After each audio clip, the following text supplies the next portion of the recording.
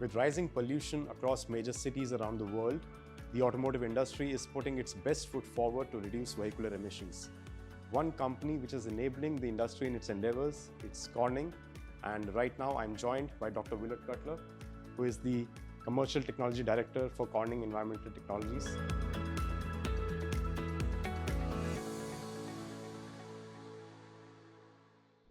Dr. Cutler, pleasure talking to you. Thank you for speaking to ET Auto. Yeah, my pleasure. Your thoughts, how do you see this transition happening right now in the mobility industry?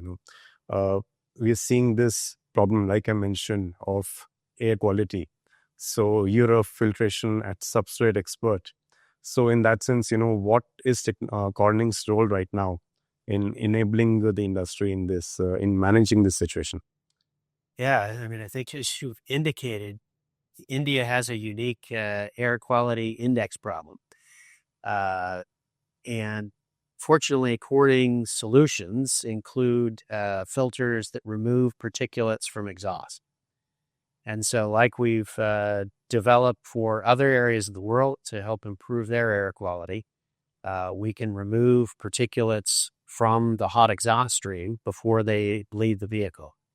And that means that you can dramatically decrease the number of particles coming out of the exhaust, which makes it much better in terms of the type of PM 2.5 or below that people would experience in the atmosphere. Mm-hmm. Right. Yeah. Now you have, I think, a unique solution or unique situation in that you've got like 25 million new vehicles a year. Yeah. And about only 1 million of those currently have filters on them. Mm-hmm. So that's an opportunity to improve your air quality by just implementing known technology on more vehicles. Right. So when you talk about these particulate filters, Dr. Cutler, so we are moving towards this next stage of emission regulations, which would be BS7 or Euro 7. So, I mean, what opportunity do you see for Corning when you look at the India market? Well, I think, there's an opportunity for Corning, but there's also an opportunity for India in general. Given your air quality index problem, you want to remove as many particles as possible. Right. And for Euro 7 and its predecessor, Euro 6, all of the gasoline and diesel engines had particulate filters installed, which remove the vast majority of particulates coming out. And I think that's really the opportunity for BS7 is to create standards. And our role is just not to create standards, but to provide OEMs the tools to meet those standards. Mm-hmm. And so based on previous regulations in different areas of the world, Europe, China, North America, we developed products that can, I think, be easily implemented in India to solve these problems. So I think the solutions in India are not going to be, they're already developed. And I think there are unique conditions to the Indian market and drive cycle that require some adaptation, but the technologies are there that can be implemented. So regardless of the strictness of what the Indian government comes up with, right, we have solutions that can help OEMs meet those standards and hopefully, drive your air quality index to a much more pleasant level. Right. What are going to be the major challenges when we see this transition from BS6 to BS7 from an OEM's point of view? Well, I mean, OEMs have a lot of concerns from the perspective of they've got to calibrate not only their, engine for emissions, but also for drivability or fuel economy and other things. I think, as I mentioned, they're fortunate in that these types of technologies have already been implemented in other places. Mm-hmm. And so it's going to take some adaptation, but I think it's just generally a lot of hard work to adjust these things to make sure that they work in all of the Indian conditions. But I think they're, well-known, proven solutions. And so I think it's just going to be hard work, platform by platform, to assure that these tools can be effectively implemented, because we don't want to change the fuel economy of the vehicle. Right. We don't want to affect that negatively. Right. And certainly OEMs would like to minimize the cost. Right. We're just here to provide those tools. Hopefully will also be beneficial to Corning in that we will, sell more products. Right. But I think the biggest win will be for the Indian people getting cleaner air. Right. Right. You talk about adaptation and cost, and India is a very price sensitive market, and whenever OEMs are looking at sourcing these components, so cost is a major factor there. So what things are you doing when you look at this cost sensitivity of the Indian market? Is there any innovation in the products that you will be offering for BS7? So the core products, no, but if you've highlighted the cost sensitivity of Indian OEMs, and so we're looking to say, hey, in the rest of the world, you certainly you size a filter based on a few different things. One is pressure drop, or the resistance to flow, because you don't want to affect the fuel economy. Right. But typically the size is also dictated by ash storage. Right. So the filter isn't very smart in that it captures all particles. Right. And so it captures the soot particles produced by the engine, but it also captures the ash particles, which are a byproduct of, also the oil that you might be burning. Right. And while the soot gets burned, the ash remains. And so typically these things are sized for the life of the vehicle.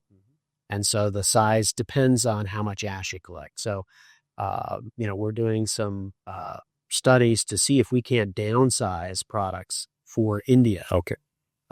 To minimize the cost. Right. And we're doing vehicle tests, and as well as simulations. And I think there's going to be some real opportunities to come up with some creative solutions based on the fact that other regions have already implemented, and we can take those learnings and say, hey, let's not, reinvent the wheel from that perspective. Let's take that learning and let's put everything into the Indian market so we can shrink those products. Right. Dr. Cutler, also want to touch upon this aspect of diesel. So globally, there's, diesel has sort of earned a bad reputation in the last decade or so. So what future do you see diesel going forward, despite you having these technologies to curtail the diesel emissions? I think diesel has a future, well beyond what was predicted. Certainly in Europe, you've seen the number of diesels declining, but I don't think they're not going to disappear. And I suspect the same is probably true of India as well, that it's a powertrain that has useful features, not only for passenger cars, but light commercial air. Right. And the after treatment typically for diesel is a little more complicated than for gasoline. So you typically have to have more components, diesel oxidation catalyst, a particulate filter, SCR. Right. So it will always, I think, be a little more expensive and complicated, but I don't see that it's a barrier. It's not going to cause the extinction of the diesel engines. I think your clean diesels now, the air coming out of the exhaust is cleaner than the air going into the engine. I think that's also true for your gasoline direct injection vehicles with gasoline particulate filters. Right. And, I think the opportunity is, so you sell maybe, 25 million vehicles a year, and about 1 million of those 25 have filters on. Right. And you've got another 24 million that they all seem to exhibit the same order of magnitude of particles per kilometer. And so from an air quality index, I think, you were there at SAIT earlier in the week where Dr. Sharma from CAQN indicated, hey, since all those vehicles are producing particles, that's an opportunity to apply similar technologies and address the other 24 of the 25. Right. If you zoom out to Dr. Cutler, and we are seeing this transition also happening towards electric mobility. Now at Corning, when you're looking at the next decade of technology development, what things are you focusing on right now? And are you also planning to diversify into other areas beyond substrates? That's a great question. So maybe two parts to that question, or two parts to the answer. So we don't see internal combustion engines disappearing. We think that they will become, there will be fewer of them. Mm-hmm. We think the transition will depend on a lot of things. We look forward to electrification, but there's charging infrastructure, there's consumer preference. Like in the U.S., we're seeing, even though electric vehicles are available, Right. not so many people are clamoring to get one. Right. But in terms of the long-term shift, yes, we see that automotive is an important market. And so we will continue to develop products not only for internal combustion engines, but also for electric vehicles. Okay. I mean, there's some examples here of, glass solutions, interior and exterior, that would be used in automotive. Okay. And regardless of its electric or LNG or BEV. We also have work on things like solid materials for solid state batteries. Okay. We have other projects and research aimed at how you extend the life of electric cars. Right. And so I think, Corning, with its history of 175 years of innovation, we're always looking for how can we put more Corning content into a car. And I think as we look to the future, more and more of that is going to be aimed at electrified cars. Right. And lastly, is the India team also contributing to the development of these technologies for the future? Yes, in a variety of ways.